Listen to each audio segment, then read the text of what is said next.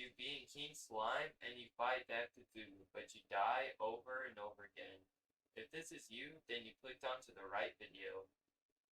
Hey guys, and welcome back to Young Malicious Gaming.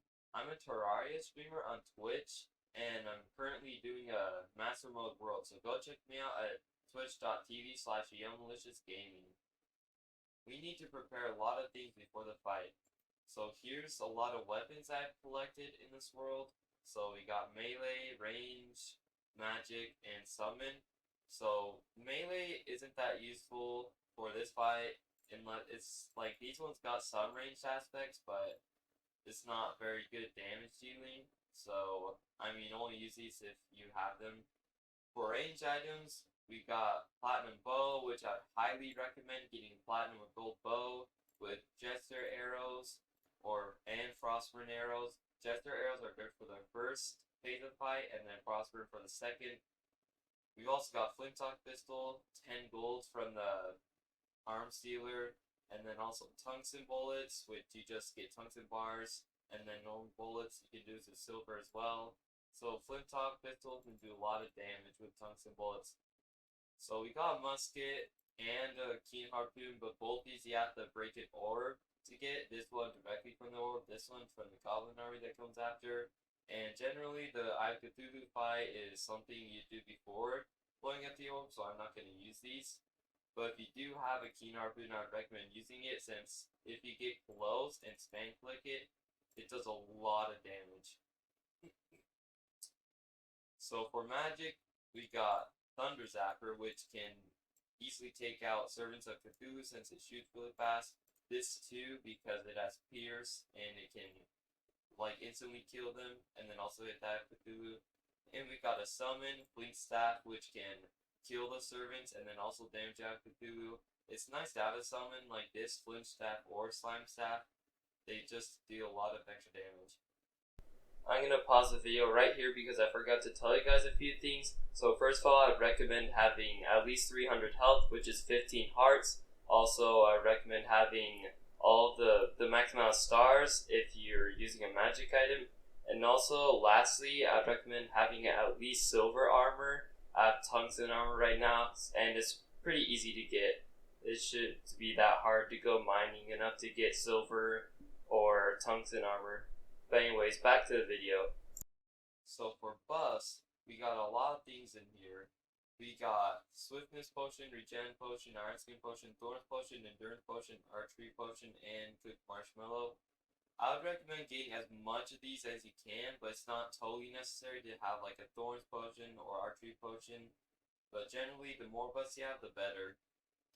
We've also got Healing Potions, which restore 100 lives, so that's always useful. In fact, it's almost necessary for the fight. And for accessories, we got Dunar boots and Topaz hooks. These two I would absolutely recommend having. Same as Sandstorm bottle, like anything in a bottle really. Bend regeneration is good, it's not totally necessary though, since it's just an extra buff. Blizzard bottle, if you have another thing in a bottle, then I would recommend having it since it's nice for the fight. Hard Shackle, extra defense, which is always good. And then Shark Tooth Necklace, which gives armor penetration, which basically means you just do more damage. But this is pretty rare, so I'm not going to use it. Alright, so we're all ready for the fight. And before we get into the fight, make sure to click the like button and subscribe button. It goes a long way to help out this channel, so if you do, thanks so much. Also, before the fight, you want to make sure you have a good arena to fight it on. I have a platform that's one screen long that has 4 different layers that are about like 8 blocks apart. I also have 2 campfires and a sunflower. Sunflower increases speed, campfire increases regen. So that having a good arena makes the boss fight a lot easier. So generally, the bigger the platform, the better. Looks like it's nighttime, so let's spawn him in. So all you have to do is just run from side to side, then go up and down, just to avoid him. Right now in the first phase, it's pretty simple. As you can see, I'm not even having to use my grappling hook. So yeah, the longer the platform, the less you have to go up and down, which leaves room for you to get hurt since you have to recharge your speed back up. If you have trouble trying to avoid him while you go back up, then to regain momentum, you can jump up, use your grappling hook, and right before you hit the ground, you jump, and then you gain all the speed you need to start going fast again. I know, it sounds pretty hard, but at least once you beat that Cthulhu, you won't have to do it much anymore since you'll have the shield of Cthulhu. So as you can see, the Jesters are pretty nice for taking out these servants since they have really high pierce. And it looks like it's gonna be in the second phase soon. So here things are gonna change drastically. So first we want to take out all the servants that come out. Okay, it looks like we've almost got them all taken care of.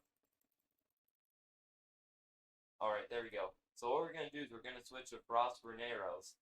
Since they have an effect that makes it since they have an effect that deals 2 damage per every time it decides to do damage.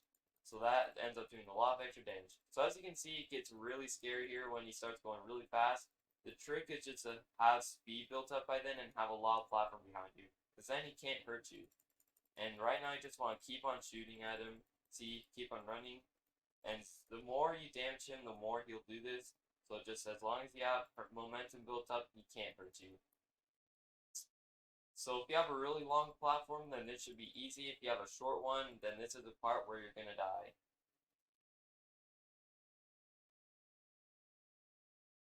So I forgot to start using other weapons. So Flintlock Pistol is pretty useful since the firing speed is fast, so when he moves around quickly, then it's easy to hit him since he doesn't move away before he gets hit.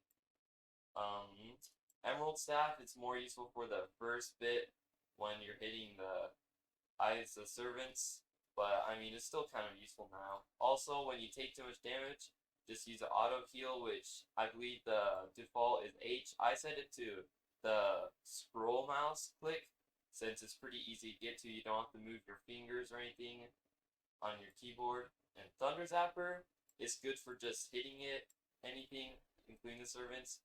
So he's starting to dash a lot, so just keep your speed up and then try as little as possible to get hit. There's not much you can do at that point to not get hit. Just make sure you have a lot of health before that. But there we go. He's beaten. So now we can take all this stuff, open it up, and bam, we have the Shield of Cthulhu, which is one of my favorite accessories because it helps gain momentum so easily. You can go from stop to speed. Wow, looks like we even got the pet. Nice. Now you can plop down your relic and safely say that you beat Eye of Cthulhu. That's it for the guide, guys, so thanks so much for watching. Please consider liking and subscribing if you like these kind of guides. And that's it, so have a yum-malicious day.